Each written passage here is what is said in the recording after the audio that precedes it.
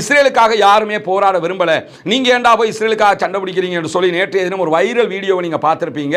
அதாவது அமெரிக்காவினுடைய குடியரசுக் கட்சி செனட்டர் டிம் ஷீஹி பேசிக் கொண்டிருக்கக்கூடிய சூழல்ல இந்த யுத்தத்தில் அமெரிக்காவினுடைய இழப்பு எல்லாமே இஸ்ரேலுக்கு வர வேண்டிய இழப்பு, ஆனா அமெரிக்காவுக்கு வந்து கொண்டிருக்கிறது. அமெரிக்கா தேவையில்லாமல் தலையிட்ட காரணத்தினால தான் இவ்வளவு இழப்புகள் அவர்களுக்கு வருகிறது என்பதை நம்ம புரிந்து கொள்ளுகிற அதே நேரத்தில் நேற்றைய தினம் கொரம்ஷேர் 4 அட்டாக் பண்ணியிருக்கிறாங்க. கொரம்ஷேர் என்கிற ஒரு ஏவுகணை, அதனுடைய 4ஆம் தலைமுறை ஏவுகணை அட்டாக் நடத்தி இருக்கிறாங்க. அந்த அட்டாக் நடத்தப்பட்டதற்கு பிறகுதான்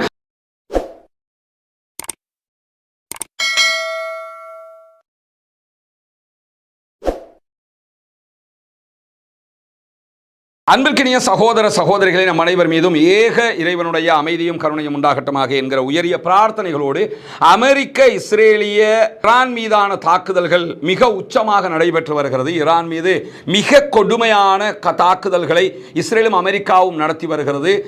இன்றைய தினம் வரைக்கும் 1000க்கும் மேற்பட்ட அப்பாவிகள் ஈரானிலே கொல்லப்பட்டிருக்கிறார்கள். அதிலே 300க்கும் மேற்பட்டவர்கள் அப்பாவி குழந்தைகள் என்கிற செய்திகள் வெளியாகி கொண்டிருக்கக்கூடிய சூழல்ல ஈரானும் அதற்கு பதிலடியாக இஸ்ரேல் மேல மிக கொடுமையான தாக்குதல்களை நடத்துகிற அதே நேரத்தில் இஸ்ரேலோடு சேர்த்து அமெரிக்காவினுடைய ராணுவ தளங்கள் எங்கெல்லாம் இருக்கிறதோ அந்த தளங்கள் மீதெல்லாம் மிக கடுமையான தாக்குதல்களை ஈரானும் நடத்தி வருகிறது என்கிற செய்திகள் வெளியாகி வரக்கூடிய சூழலில் இன்றைக்கு வெளியாகி இருக்கக்கூடிய மிக முக்கியமான செய்திகள் தான். இஸ்ரேலுக்காக யாருமே போராட விரும்பல. நீங்க ஏண்டா போய் இஸ்ரேலுக்காக சண்டை பிடிக்கிறீங்க என்று சொல்லி நேற்றைய தினம் ஒரு வைரல் வீடியோவை நீங்க பார்த்திருப்பீங்க.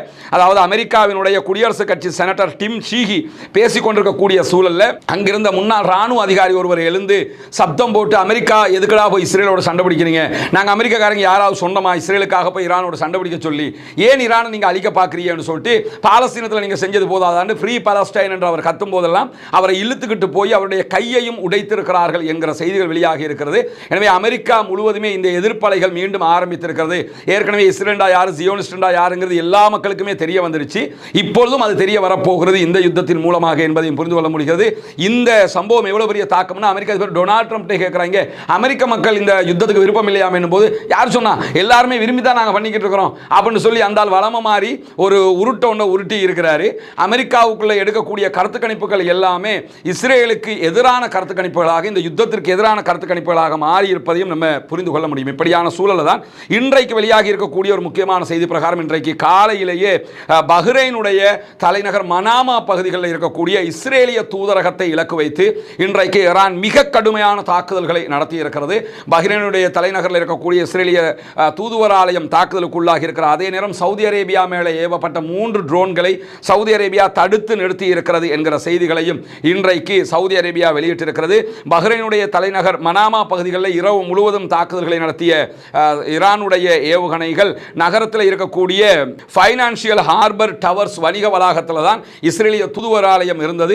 அந்த தூதுவராலயம் மீது தான் இலக்கு வைத்த தாக்குதல்களை இன்றைக்கு நடத்தி இருக்கிறார். அதே நேரம் ஜோர்தானில் இருக்கக்கூடிய பகுதிகள் மேலே இன்றைக்கு ஈரானுக்கு ஆதரவான ஆயுத குழு ஒன்று தாக்குதலை நடத்தி இருக்கிறது. ஈராக்கில் இருந்து செயல்படக்கூடிய சராயா அவுலியா அல் தாம் என்கிற ஆயுத குழு தான் இன்றைக்கு ஈரானுக்கு ஆதரவாக ஜோர்தானில் இருக்கக்கூடிய நிலைகள் மீது தாக்குதல் நடத்தி இருக்கக்கூடிய செய்திகளை அவர்கள் ஒப்புக்கொண்டிருக்கக்கூடிய செய்திகளும் பதிவாகி இருப்பதை நம்ம பார்க்க முடியும். இப்படியான சூழல்ல ஈரான் மீதான யுத்தத்திற்கு முதல் 100 மணி நேரங்களுக்காக 3.7 பில்லியன் அமெரிக்க டாலர்கள் செலவாகி இருக்கிறது என்கிறது அமெரிக்காவினுடைய தரவு செய்திகள். அமெரிக்காவினுடைய மூலோபாய சர்வதேச ஆய்வுகளுக்கான மையம் CSIS என்கிற ஆய்வு மையம் வெளியிட்டிருக்கக்கூடிய அறிவிப்பில் ஈரான் மீதான யுத்தம் ஆரம்பிக்கப்பட்டு முதல் 100 மணி நேரங்களுக்குள்ளாக 3.7 பில்லியன் அமெரிக்க டாலர்கள் செலவாகி இருக்கிறது. ஒவ்வொரு நாளும் 891.4 மில்லியன் அமெரிக்க டாலர்கள் செலவாகி கொண்டிருக்கிறது என்கிற செய்திகளை அமெரிக்கா இன்றைக்கு வெளியிட்டிருக்கிறது. பொதுவாக நமக்கு தெரியும், ஏற்கனவே ஒமானுடைய ஃபாரின் மினிஸ்டர் என்ன சொன்னார் என்று கேட்டால், இந்த யுத்தம் உங்க யுத்தமே கிடையாது, இது இஸ்ரேலுடைய யுத்தம், நீங்க தேவையில்லாம ஏன் அவனுக்காக வந்து நின்று அடி வாங்கிட்டு இருக்கிறீங்க என்று சொன்னாரு. இந்த யுத்தத்தில் அமெரிக்காவினுடைய இழப்பு எல்லாமே இஸ்ரேலுக்கு வர வேண்டிய இழப்பு, ஆனா அமெரிக்காவுக்கு வந்து கொண்டிருக்கிறது. அமெரிக்கா தேவையில்லாமல் தலையிட்ட காரணத்தினால தான் இவ்வளவு இழப்புகள் அவர்களுக்கு வருகிறது என்பதை நம்ம புரிந்து கொள்ளுகிற அதே நேரத்தில் தெற்கு பெய்ரூட் பகுதிகளில் இன்றைக்கு இஸ்ரேலிய ஆக்கிரமிப்பு ராணுவம் மிக கடுமையான தாக்குதல்களை நடத்தி இருக்கிறது. பெய்ரூத் அதாவது லெபனான் மேல 29வது சுற்று தாக்குதல்களை நடத்தி இருக்கிறது இஸ்ரேலிய ஆக்கிரமிப்பு ராணுவம்.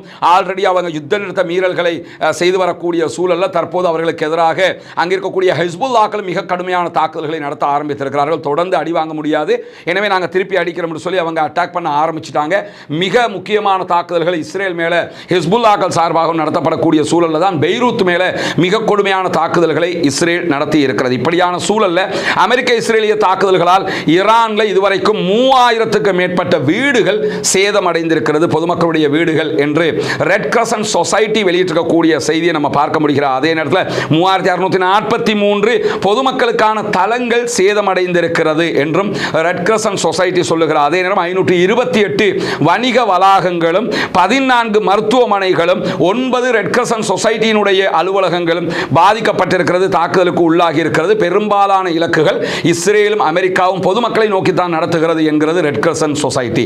பொதுவாகவே இவர்களுடைய தாக்குதல் ராணுவ தளம் அதெல்லாம் பச்சை போய் முழுவதுமாக எங்க நடத்துவாங்கன்னு கேட்டா பொதுமக்களை இலக்கு வைத்து ஸ்கூல் மேல நடத்துவாங்க, பொதுமக்கள் வாழுகிற பகுதிகள் மேல நடத்துவாங்க, மருத்துவமனைகள் மேல நடத்துவாங்க. அதே வேலையை காசாவில் செஞ்ச அதே வேலையை ஈரானுக்குள்ள செய்து கொண்டிருக்கிற அதே நேரம் ஈரானும் பதிலடி தாக்குதல்களை உச்சமாக நடத்தி கொண்டிருக்கிறது. இப்படியான சூழலில் தான் ஈரானுக்குள்ள தரைப்படை தாக்குதல் நடத்தப்படுமா, அமெரிக்காவினுடைய கிரவுண்ட் போர்சஸ் உள்ள அனுப்பப்படுமா என்று NBC ஊடகம் அமெரிக்க அதிபர் டொனால்ட் ட்ரம்ப் இடத்துல கேட்டதற்கு ஈரானுக்குள்ள அமெரிக்காவினுடைய தரைப்படைகளை அனுப்புவது குறித்து நாங்கள் எந்த விதமான பரிசீலனைகளையும் செய்யவில்லை, அப்படி ஒரு எங்களுக்கு ஒரு சிந்தனையே கிடையாது, டைம் வேஸ்ட் அப்படிங்கிறாரு அமெரிக்க அதிபர் டொனால்ட் ட்ரம்ப்.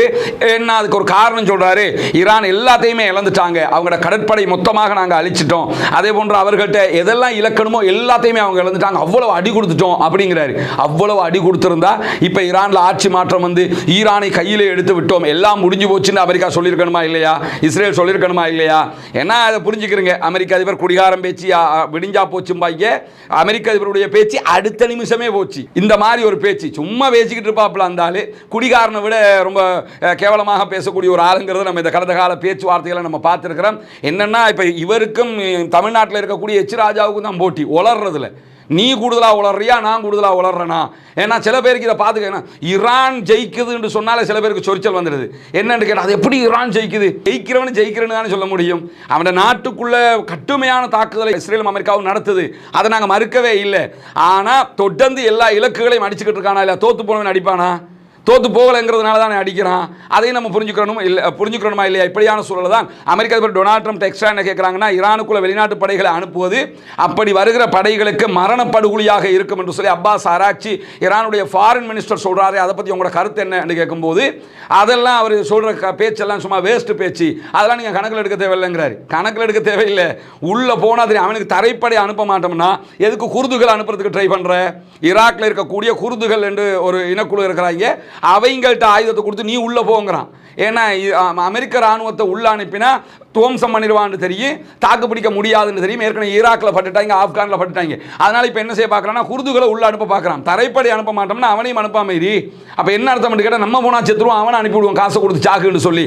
அவங்களும் காசை வாங்கிட்டு சாகிறதுக்கு தயாராக இருக்கக்கூடிய ஒரு லூசு கூட்டம்ங்கிறதுனால அந்த வேலையை செய்வதற்கு தயாராகிறார்கள் என்பதையும் நம்ம புரிந்து கொள்கிறோம். அதே நேரத்தில்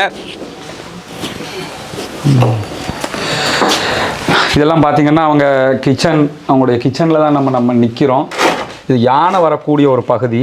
அது மட்டும் இல்லாமல் பெண்கள் இந்த வீடுகளில் இரவு நேரத்திலையும் பகல் நேரத்திலையும் இந்த கதவுகள் எல்லாம் எடுக்கிறதுக்கு முடியலை, அந்த அளவுக்கு இருக்கக்கூடிய ஒரு தெரிச்ச நிலையில், அழிஞ்ச நிலையில் இருக்குது.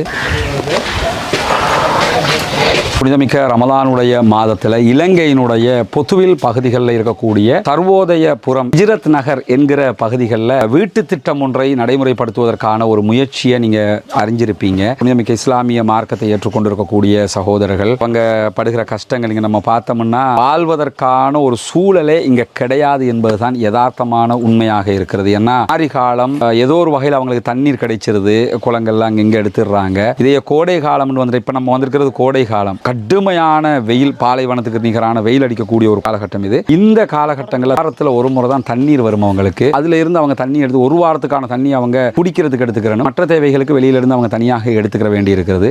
ஒரு 110 குடும்பங்கள் இருக்கிறாங்க. இருக்கக்கூடிய வீடுகள், இந்த வீடுகள் எதுவும் அவங்களுக்கு சொந்தமானது கிடையாது, வேறு ஆட்களுக்கு சொந்தமான வீடுகள் எடுத்து அவங்க கொஞ்சம் திருத்த பணிகளை செஞ்சு இருந்துகிட்டு இருக்கிறாங்க. இது கிச்சன் தனி, ஹால் தனிங்கிற எந்த ஒரு வேறுபாடும் இந்த வீடுகளுக்கு கிடையாது. ரொம்ப ஒரு அடிமட்டத்தில் இருக்கக்கூடிய சகோதரர்கள். எனவே இந்த ரமலானுடைய மாதத்தில் அவங்களுக்கான உதவிகளை செய்வதனூடாக ஜக்காத்து தான தர்மங்களை கொடுப்பதினூடாக நம்ம ஒரு இந்த வீட்டு திட்டத்தை சக்ஸஸ்ஃபுல்லாக நடத்த முடியும். அப்படி நடத்துகிற நேரத்தில் கண்டிப்பாக அவர்கள் நிம்மதியாக வாழ்வதற்கான வாய்ப்பு அவர்களுக்கு கிடைக்கும் இன்ஷா அல்லாஹ். நபிகள் நாயகம் ஸல்லல்லாஹு அலைஹி வஸல்லம் அவர்கள் புனிதமிக்க ரமலானுடைய மாதத்திலே நிறைய தான தர்மங்களுக்கு நமக்கு வழிகாட்டி இருக்கிறார்கள். இஸ்லாம் நமக்கு 8 வகையாக பிரித்து ஜக்காத்தை 8 கூட்டத்துக்கு கொடுங்க என்கிற வாய்ப்பை தந்திருக்கு. எந்த பகுதிகளிலையும் ஏதாவது அந்த கூட்டத்தில் ஒரு சாரார் இருப்பாங்க.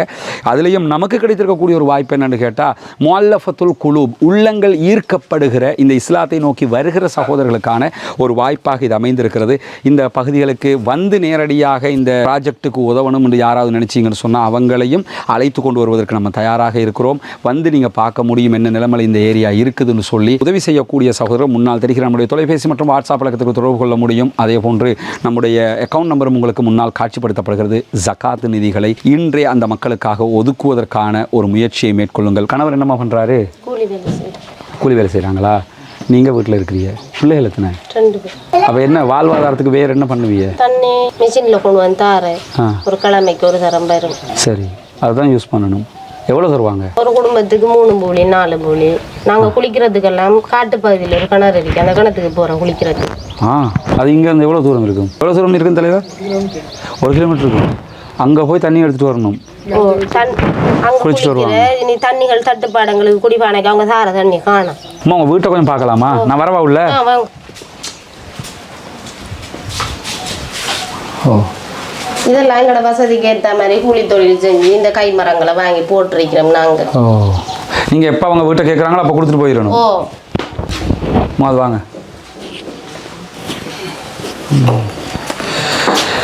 இதெல்லாம் பார்த்தீங்கன்னா அவங்க கிச்சன், அவங்களுடைய கிச்சனில் தான் நம்ம நிற்கிறோம். இது யானை வரக்கூடிய ஒரு பகுதி.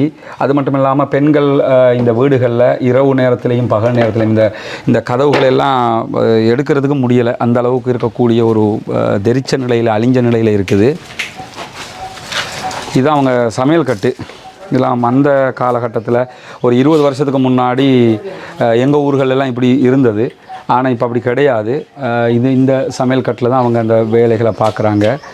அல்லாஹ் தான் அவங்களுக்கு அருள் புரிய வேண்டும். இரண்டாவது, நாம் அத்தனை பேரும் நினைத்தால் நம்முடைய உதவிகளை கொண்டு கண்டிப்பாக இதை வெற்றிகரமாக முடிக்க முடியும். வெற்றிகரமாக முடிக்கிறோம் இன்ஷா அல்லாஹ். அந்த நம்பிக்கையில் தான் களமிறங்கியிருக்கிறோம். ஏற்கனவே நம்ம சொன்ன மாதிரி இவற்றையெல்லாம் பார்க்குறதுக்கு விரும்புகிற சகோதரர், நாங்கள் வந்து நேரில் பார்க்கணும்னு நினச்சிங்கன்னா அத்தனை சகோதரர்களையும் நீங்கள் விரும்புகிற சகோதரர்கள் நம்ம அழைச்சிக்கிட்டு வந்தும் காட்டுறதுக்கு தயாராக இருக்கிறோம்.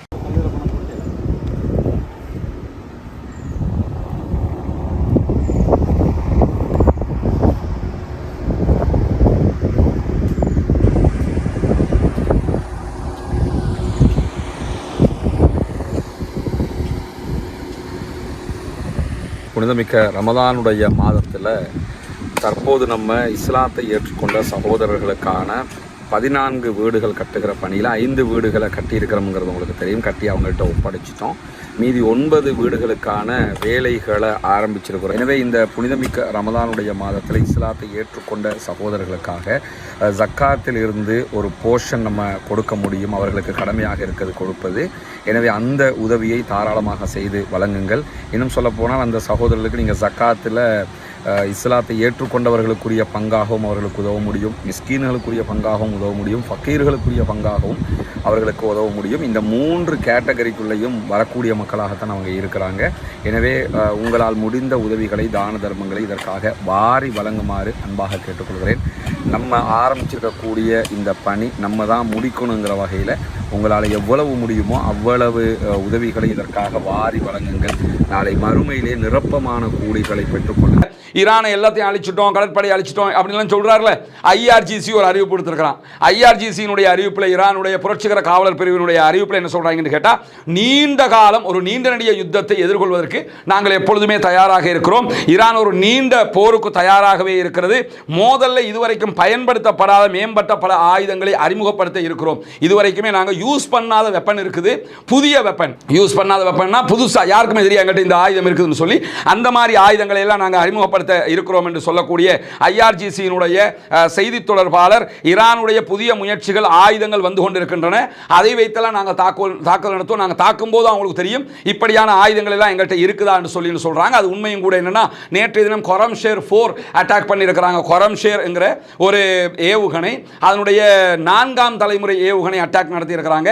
அந்த அட்டாக் நடத்தப்பட்டதற்கு பிறகுதான் இந்த கொரம்ஷேர் இவ்வளவு ஆபத்தானதானது இஸ்ரேலுக்கு எதிரியும் இஸ்ரேலை பத்தி எரிய வைக்கிற டெல் அவீவுக்கு கடுமையான அட்டாக் பண்ணுகிற ஒரு தாக்குதலாக அந்த தாக்குதல் இருந்ததை நம்ம பார்க்க முடிகிறது. எனவே புதிய புதிய ஆயுதங்களை எல்லாம் அறிமுகப்படுத்துகிறது ஈரான் என்பதையும் நம்ம பார்க்க முடிகிறது. இந்த நிமிடம் வரைக்கும் ஈரானுடைய கை ஓங்கிக் கொண்டே இருக்கிறது.